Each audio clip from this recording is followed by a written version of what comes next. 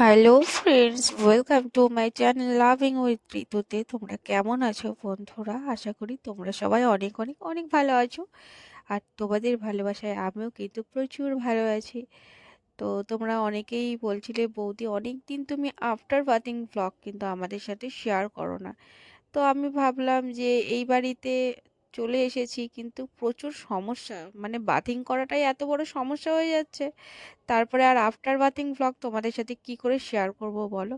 তো যাই হোক না কেন, আজকে একটু মানে কাজকর্ম করতে অনেক লেট হয়ে গেছিলো। আর এখানে মানে আমার আগের বাড়িতে যেমন মোটরের জল ছিল, মোটর পটর সব মানে জলের একদম ব্যবস্থা ছিল, তো এখানে না সেরকম কোনো ব্যবস্থা নেই, জানো তো। মানে অতি কষ্টে বলতে পারো আমার দিন কাটছে। মানে কোথা দিয়ে মানে কি করব আমি কিছু বুঝতে পারছি না। চারিদিকে পুরো একদম ছিড়িবিড়ি হয়ে আছে, না জল যাওয়ার ব্যবস্থা আছে, না জল নেওয়ার ব্যবস্থা আছে। সেই আমাকে অনেক দূর থেকে জল টেনে টেনে নিয়ে এসে স্নান করতে হচ্ছে। মানে অ্যাকচুয়ালি না, মানুষ তো অভ্যাসের দাস। এবার যেহেতু অনেকগুলো বছর আমার এইসবের অভ্যাস নেই, তো খুবই সমস্যা হয়ে যাচ্ছে। মানে এতটা অস্বস্তিতে পড়ে গেছি কি বলবো। তো যাই হোক না কেন, এখানে টাইম কলের জল এসেছিল সন্ধ্যার সময়। তো আগে মানে কি বলতো, বাড়িতে আমার বাড়িটা একটু আউটসাইডে, কিন্তু স্নান টান দেখেছো যে আমার একটা খুব সুন্দর কলপাট ছিল বড় সড়ো, যেখানে আমি খুব রিল্যাক্সে স্নান করতাম। আর এখানে কিন্তু সেরকম কোনো ব্যাপার নেই। আমি একদিন তোমাদেরকে আমার বাড়ির মানে এখন যেখানে আছি এইটার পুরো রাস্তা থেকে শুরু করে ফুল ডিটেলস ব্লগটা তোমাদের সাথে শেয়ার করব, তাহলে বুঝতে পারবে যে এটা কেমন একটা বাড়ি।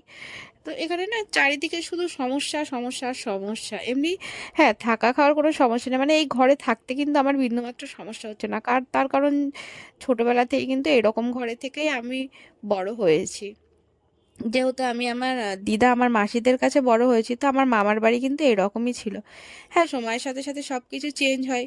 তো ভবিষ্যতে তাদের ঘর বাড়িও চেঞ্জ হয়েছিলেন অবশ্যই। আমার দিদার বাড়ি অনেক সুন্দর, টাইলস টাইলস বসানো, ছাদ ঢালাই দেওয়া, এখন মোটামুটি একটা অবস্থাপূর্ণ। কিন্তু যখন আমি ছোট ছিলাম না, তখন কিন্তু এরকম ঘরেই আমি বড় হয়েছি। তো যাই হোক, এখানে থাকতে কিন্তু আমার কোনো সমস্যা হচ্ছে না, কিন্তু সমস্যা হচ্ছে জলের।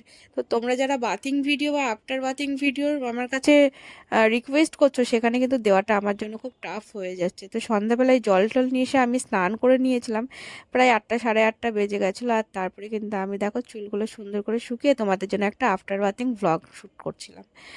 তো বন্ধুরা, আমার এই অবস্থা দেখে কার কেমন লাগছে তোমরা কমেন্ট করে জানিও। এখন আর বলবো না আমাকে কেমন লাগছে সেটা বলো, আমার অবস্থাটা কেমন লাগছে সেটা কিন্তু অবশ্যই তোমরা কমেন্ট করে জানাবে।